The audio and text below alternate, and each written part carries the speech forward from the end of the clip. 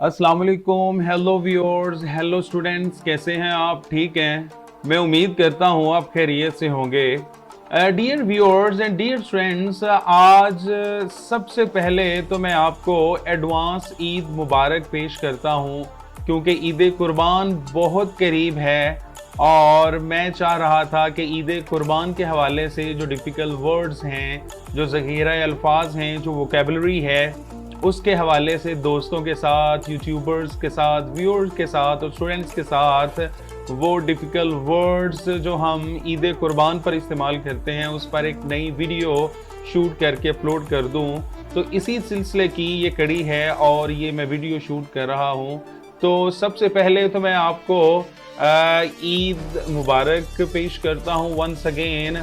और दूसरी जो बात है वो ये है कि आप अगर मेरे इस YouTube चैनल पे न्यू हैं तो काइंडली मेरे इस YouTube चैनल को सब्सक्राइब करें, लाइक करें, घंटी के आइकन को भी प्रेस कर दें ताकि हमारे चैनल की आने वाली तमाम वीडियोस आप तक सबसे पहले पहुंच जाएं। So dear viewers and students, चलिए आज की जो वीडियो है उसे स्टार्ट करते हैं, जो कि ईद के हवाले से है। और इस वीडियो लेक्चर के अंदर हम ईद के हवाले से जो डिफ़िकल्ट वर्ड्स हैं, जो ज़ख़ीरा अल्फाज इस्तेमाल होते हैं, जो ईद के हवाले से वोकेबलरी इस्तेमाल होती है, आज के इस वीडियो लेक्चर में हम वो सीखते हैं और पढ़ते हैं। तो चलिए स्टार्ट करते हैं जी। तो व्यूअर्स एंड स्टूडेंट्स, आज का जो इंग्लिश वोकेबलरी का पहला वर्ड है वो हम आपको सबसे पहले पिक्चर दिखाएंगे उसकी। जी हाँ, तो ये आप पिक्चर देख रहे हैं, ये ईद कुर्बान पे हम ये डिश भी बना के खाते हैं। तो ज़रा जहन में लाइए ये क्या है।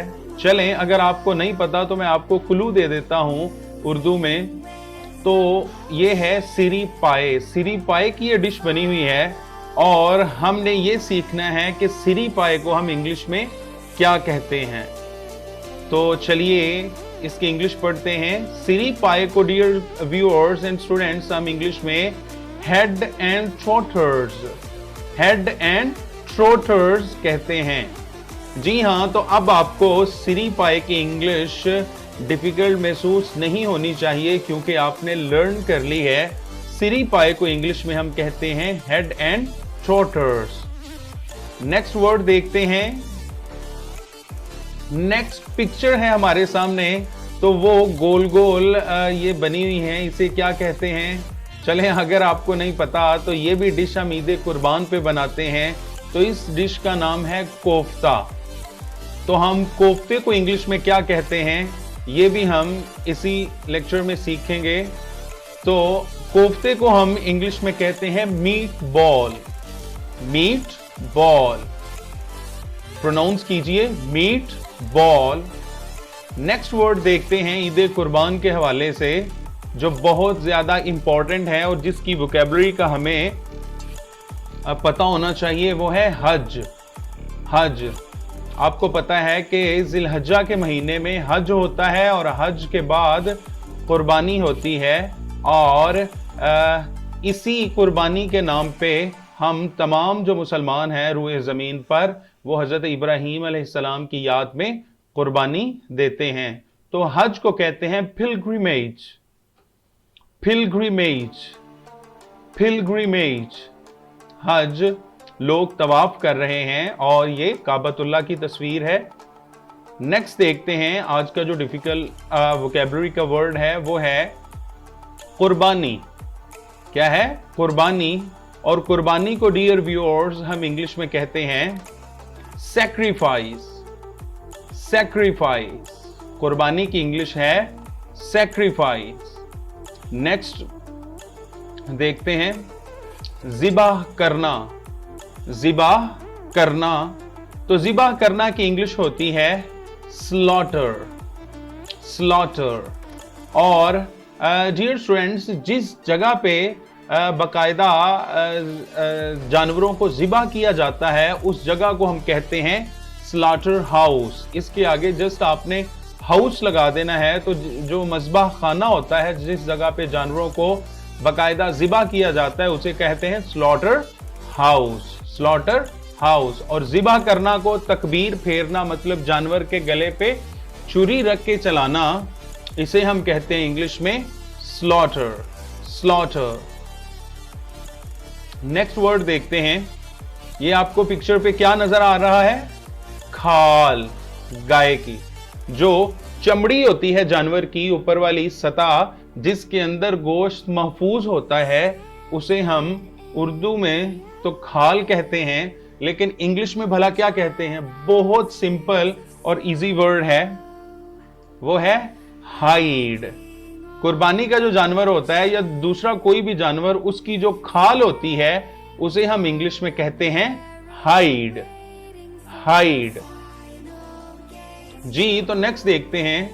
ये पिक्चर में आपको क्या नजर आ रहा है? जाहिर बात है, एक 10 रुपए वाला नोट है और एक 20 रुपए वाला नोट है, लेकिन ईद के ऊपर ये जो गिफ्ट दिया जाता है, इसकी जो टर्म है वो बदल जाती है और हम इसे कहते हैं ईदी।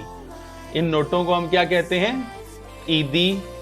तो ईदी को हम इंग्लिश में कहते हैं ईद गिफ्ट।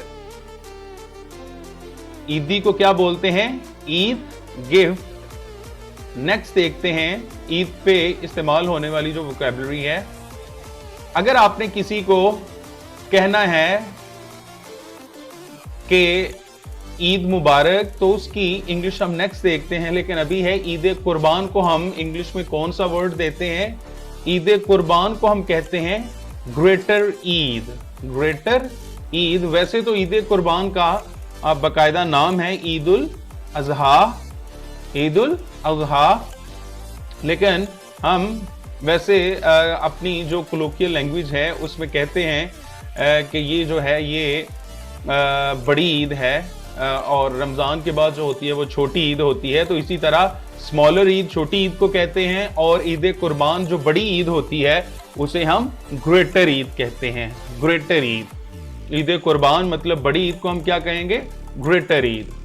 मतलब ये जो पिक्चर है ये शो कर रही है कि ये जो ईद है इस पर हम दुम्बा, मेंढा, बकरा, बकरी, गाय वगैरह, ऊंट वगैरह जो भी जानवर कुर्बानी के लिए लाफुल हैं, हम उन्हें ज़िबा करते हैं। तो ये बकरे की तस्वीर बता रही है कि ये ग्रेटर ईद है, बड़ी ईद है, ईद कुर्बान है, बकरा ईद है।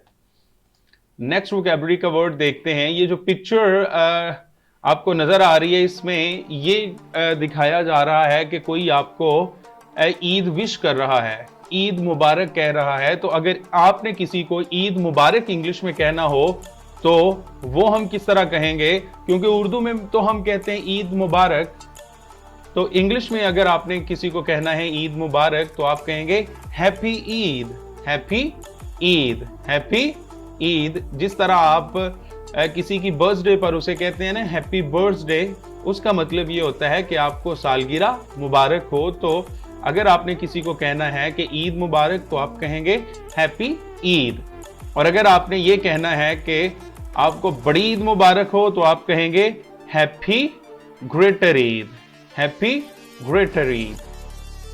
नेक्स्ट वर्ड देखते हैं खुशी मनाना।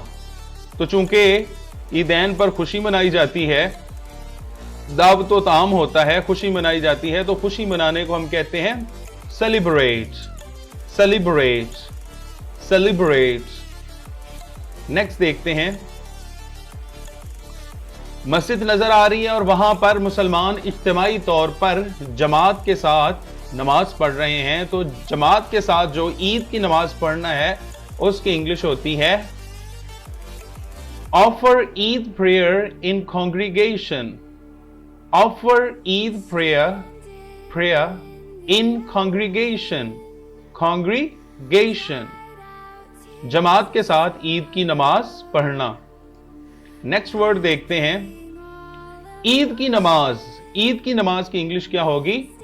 Eid prayer, Eid prayer, Eid prayer. R को आप साइलेंट भी कर सकते हैं, प्रेयर, प्रेयर। नेक्स्ट देखते हैं हज का दिन, हज का दिन। तो हज के दिन को हम कहते हैं pilgrimage day, pilgrimage day. Repeat करता हूं, पिलग्रिमेज डे, हज का दिन, वो दिन जब तमाम मुसलमान खाना काबा का तवाफ करते हैं। क्या करते हैं? तवाफ करते हैं।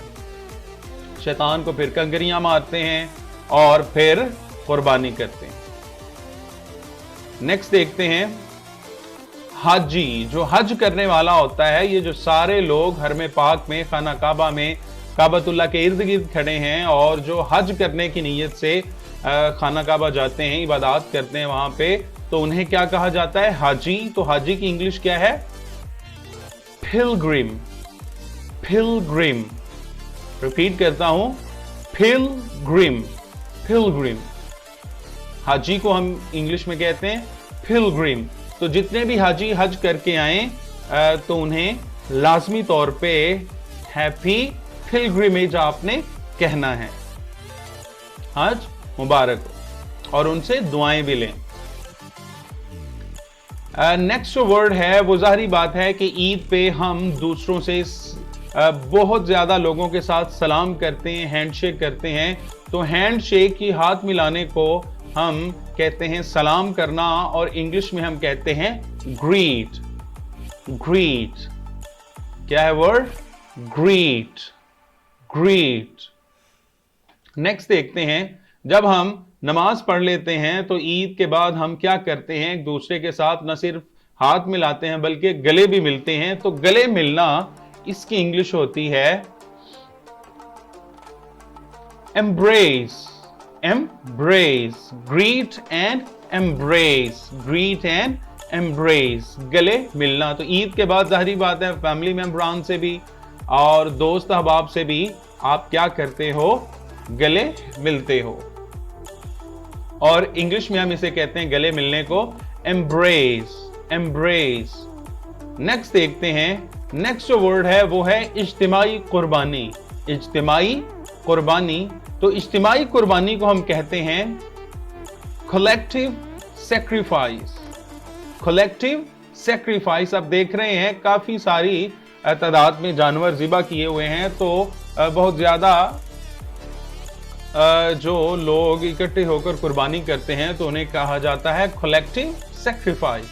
Collective sacrifice. नेक्स्ट देखते हैं, वो एनिमल्स जो ईद कुर्बान पर कुर्बान किए जाते हैं और इस्लाम में इनकी कुर्बानी जायज़ है, वो है सबसे पहले गाय। और गाय को इंग्लिश में कहते हैं खाओ। खाओ। खाओ। खाओ। जी हां, तो गाय को इंग्लिश में हम कहते हैं खाओ। It is a miracle of Islam के आप कितने सारे जानवर ज़िबा करते हैं, और ये जो जानवर हैं ये अल्लाह के हुजूर हमारी बख्शिश का समा बनते हैं। It is a miracle. Miracle, मुजज़ा है ये। नेक्स्ट जो जानवर है जो हम ईद कुर्बान पर कुर्बान करते हैं वो है ऊंट।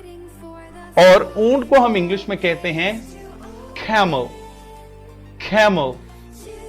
कैमल। ऊंट को हम इंग्लिश में कहते हैं कैमल। ऊंट ये भी कुर्बानी के लिए जायज है। नेक्स्ट जो जानवर कुर्बान होता है वो है बकरा या बकरी। बकरा या बकरी। तो हम बकरे या बकरी को कहते हैं गोट। गोट। गोट। नेक्स्ट देखते हैं दुम्बा। दुम्बा, ये देख रहे हैं आप, दुम्बा। तो दुम्बे को हम कहते हैं रैम। रैम। दुम्बे की इंग्लिश क्या होती है? रैम। कंप्यूटर की जो रैंडम मेमोरी होती है उसे भी हम रैम कहते हैं, लेकिन जिसकी कुर्बानी होती है, जो जानवर होता है भेड़ का बच्चा दुम्बा, इसे हम इंग्लिश में रैम बोलते हैं। रैम। नेक्स्ट देखते हैं भेड़। भेड़ की भी कुर्बानी जायज है और इसे हम इंग्लिश में कहते हैं शीप। शीप। शीप। नेक्स्ट देखते हैं भैंस। ये कौन सी तस्वीर है? भैंस की, जिसका आप दूध होते हैं और पीते भी हैं। तो भैंस की इंग्लिश है बफलो। बफलो। बफलो। तो भैंस की भी ईद कुर्बान पर कुर्बानी जायज है। नेक्स्ट देखते हैं, ये तस्वीर में आपको क्या नजर आ रहा है। ईद कुर्बान पर इन लोगों से बहुत ज्यादा वास्ता पड़ता है। तो जी हां, ये कसाई साहिब हैं। ये क्या हैं? मोहतरम कसाई हैं, जो अपनी दुकान पर गोश्त काट रहे हैं, बना रहे हैं। और कसाई को हम इंग्लिश में कहते हैं बुचर। Butcher, butcher, butcher. जैसे आप कहते हैं बुचर, तो कसाई को इंग्लिश में कहते हैं बुचर। नेक्स्ट देखते हैं जी हां, तो ये जो बड़ा सा है, ये भी ईद कुर्बान पर बहुत ज्यादा काम आता है, क्योंकि आपको इससे हड्डियों से गोश्त अलहदा करना होता है और हड्डियां काटनी होती हैं। तो जी हां, इसे कहते हैं टोका या बोगदा। तो इसकी इंग्लिश होती है क्लीवर। क्लीवर प्रोनाउंस कीजिए, क्लीवर। क्लीवर के साथ हम क्या करते हैं? हड्डियों को गोश्त से जुदा करते हैं, और बाज़ औक़ात जो बड़ी हड्डी होती है उसे काटते भी हैं, और छोटी हड्डियों को भी, जाहिर बात है छुरी के साथ तो नहीं काटा जाता, तो क्लीवर के साथ हम काटते हैं। नेक्स्ट देखते हैं, नेक्स्ट है छुरी या चाकू। ये भी जाहिर बात है बड़ी ईद पर हमारे काम आती है, गोश्त के चॉप्स बनाने के लिए, स्टेक्स बनाने के लिए। तो छुरी या चाकू को हम कहते हैं नाइफ। Knife, knife. नेक्स्ट देखते हैं, जी हां, तो ये आपको क्या नजर आ रहा है? ये लकड़ी की जो है, इसे हम कहते हैं मुड्ढी। मुड्ढी गोश्त काटने का या जो बनाने का तख्ता होता है, उसे हम क्या बोलते हैं अपनी जुबान में? मुड्ढी। गोश्त काटने का तख्ता, तो इसे इंग्लिश में हम कहते हैं कटिंग बोर्ड। Cutting board. और इसे कटिंग ब्लॉक भी कहा जाता है, जिसके ऊपर कसाई गोश्त काटता है। इसकी भी हमें ईद कुर्बान पर जरूरत पड़ती है। तो इंग्लिश में हम मुड्ढी को कहते हैं cutting board. Cutting board. Next word देखते हैं, जी हां, तो दोस्त अहबाब के साथ पार्टी होती है, घर वालों को भी जाहिर बात है मजे मजे के कबाब्स और भी जो सीखें होती हैं वो भी भून कर खिलाई जाती हैं। तो इस चीज को हम कहते हैं अंगीठी। क्या? अंगीठी। और इंग्लिश में हम इसे कहते हैं ग्रिल।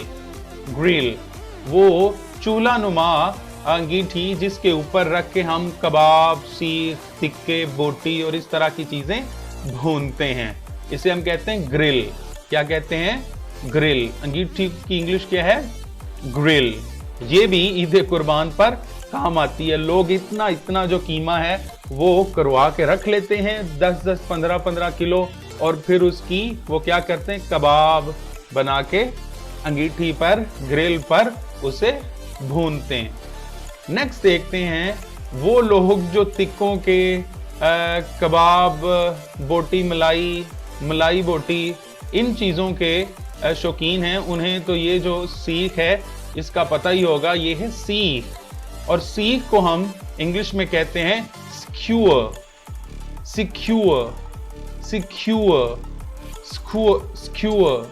सिक्यूअर को हम उर्दू में कहते हैं सीख, और सीख की इंग्लिश है स्क्यूअर, जिसके ऊपर हम वो लगा के जो कीमा होता है उसका कबाब बना के और फिर ग्रिल के ऊपर रखते हैं, और नीचे से जो कोयला होता है वो उसकी तपश से ये जो कबाब है ये भुन जाता है, और फिर बड़े मज़े से ऊपर वो डाल के थोड़ा सा मसाला और लेमन, तो मज़े से वो फिर खाते हैं और फिर दूध पीते हैं और तवानाई मिलती है। नेक्स्ट वर्ड देखते हैं, टुकड़े करना, मतलब बोटी बनाना। आप ईद कुर्बान पे बोटी बनाते हैं ना, या छुरी के साथ या टोके के साथ, क्लीवर के साथ। तो टुकड़े करना मतलब छोटी बोटी जो होती है उसे हम कहते हैं चॉप। चॉप, चॉप करना, चॉप करना, छोटी छोटी बोटी बनाना। वैसे ये जो चॉप उस बोटी को भी कहते हैं जिसके साथ हड्डी होती है, जैसे ये रिब की हड्डी, ये जो रिब की हड्डी होती है ना, इसे भी आप क्या कहते हैं, चॉप कहते हैं। वैसे बोटी बनाना, टुकड़े करना, इसे भी हम चॉप कहते हैं। और ईद पे आप सारे लोग बोटियों के टुकड़े करते हैं और करेंगे। नेक्स्ट देखते हैं, गोश्त का टुकड़ा मतलब बड़ी बोटी। गोश्त का जो फ्लैशी हिस्सा होता है, जो जिस पे हड्डी नहीं होती, उसका बड़ा सा हिस्सा काट कर अलग कर देना, इसे हम कहते हैं स्टेक। स्टेक स्टेक स्टेक बड़ी बोटी को कहते हैं। और ऐसी बोटी जिसमें हड्डी नहीं होती, एनीवेज जो हड्डी वाली भी होती है लेकिन बड़ा हिस्सा हो गोश्त का, उसे भी हम स्टेक कहते हैं। नेक्स्ट देखते हैं जी, तो आपको क्या नजर आ रहा है, छोटा गोश्त। छोटा गोश्त बकरे का गोश्त, भेड़ का गोश्त, दुम्बे का गोश्त, ये जो गोश्त होते हैं इसे हम इंग्लिश में कहते हैं मटन। मटन मटन जी हाँ, तो छोटे गोश्त को हम कहते हैं मटन। कई दोस्त अहबाब इस ईद पे बकरे, छतरे, दुम्बे, भेड़ इसकी भी कुर्बानी करेंगे तो वो मटन खाएंगे।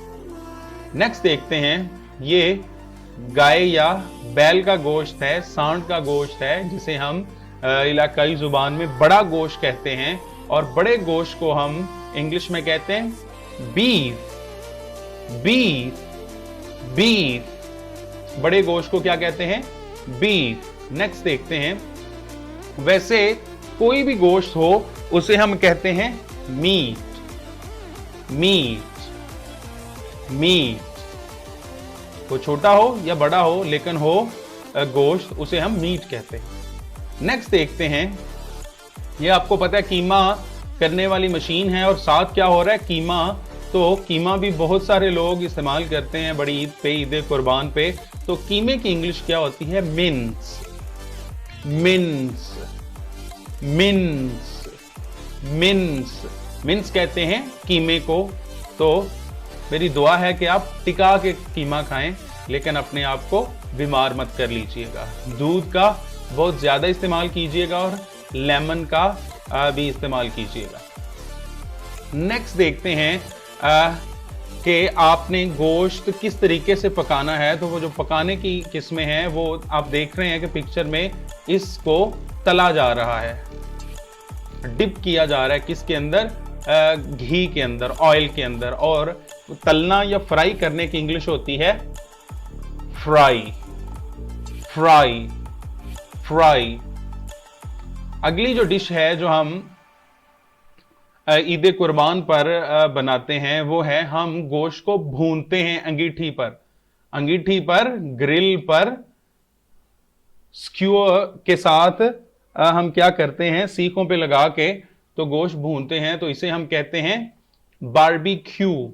बारबीक्यू बारबीक्यू अंगीठी के ऊपर, भट्टी के ऊपर गोश्त को तपश के साथ, कोयले के साथ या तो हल्की हल्की आग के साथ या उसकी हीट के साथ भूनना, इसको कहते हैं बारबीक्यू।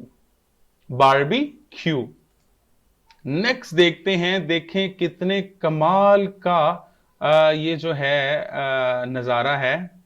ये है शोरबा। दरमियान में बोटियां हैं और साइडों पे क्या है, ऑयल के नीचे शोरबा, जिसे आप इलाकाई जुबानों में मसाला भी कहते हैं। घर में कहते हैं ना थोड़ा सा मसाला डाल दें, तो इस मसाले को या शोरबे को आप कहते हैं इंग्लिश में ग्रेवी। ग्रेवी ग्रेवी मुंह में पानी आ रहा है। अल्लाह हम सबको ऐसा खाना नसीब करे सेहत के साथ, दूसरों के एहसास के साथ। जी हाँ, तो dear viewers, dear friends and dear YouTubers, अगर आपको मेरी ईद कुर्बान के हवाले से वोकैबुलरी की, इंग्लिश और इनटू उर्दू वोकैबुलरी की ये वीडियो पसंद आई है तो काइंडली मेरे चैनल को लाजमी सब्सक्राइब करें, बेल आइकन को भी दबा दें और कमेंट्स करके लाजमी बताइएगा कि आपको मेरी ईद कुर्बान की वोकैबुलरी के हवाले से ये वीडियो पसंद आई या नहीं। Thank you for watching our video. Bye bye.